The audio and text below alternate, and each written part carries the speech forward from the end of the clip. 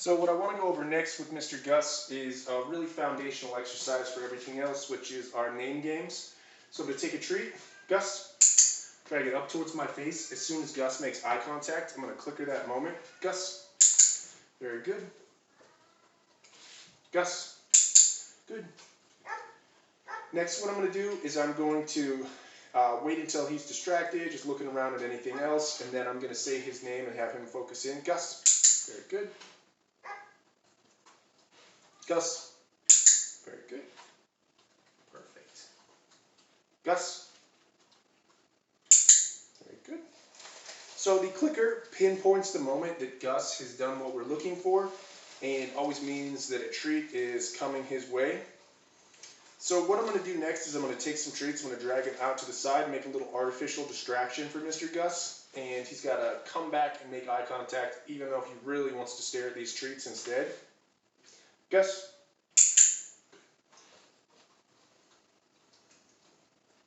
Gus.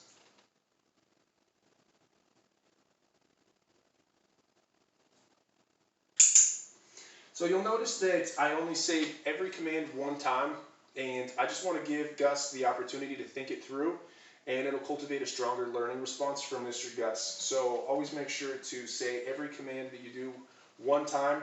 Give him at least 10 seconds to think a command through and see if he's going to offer up that behavior. And then I would say it again at that point, but never too quickly. Gus, very good. Very good. So we just start to develop a quick response, and it'll just get faster and faster over time. And then he'll know, oh, I've got to listen to mom, dad, or sister because they're only going to ask me one time. We've really got to hone in.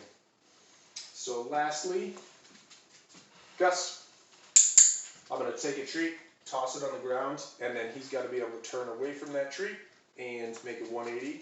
Gus, good job, and turn back towards me. And then I always like to parlay this exercise into a great recall response from him.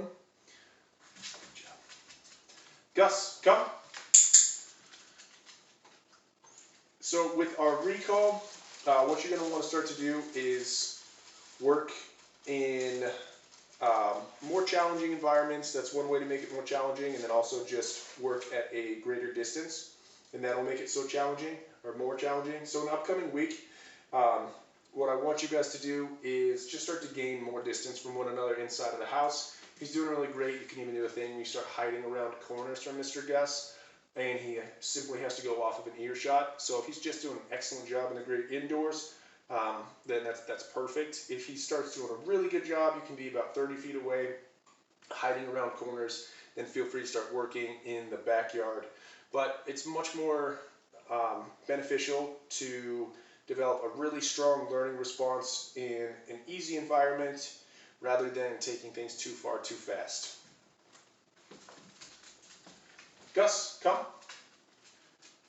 Good job, bud. Good. Gus, come. Good job. Very good. So those are all of our name game exercises as well as his recall. So very good job, Mr. Gus.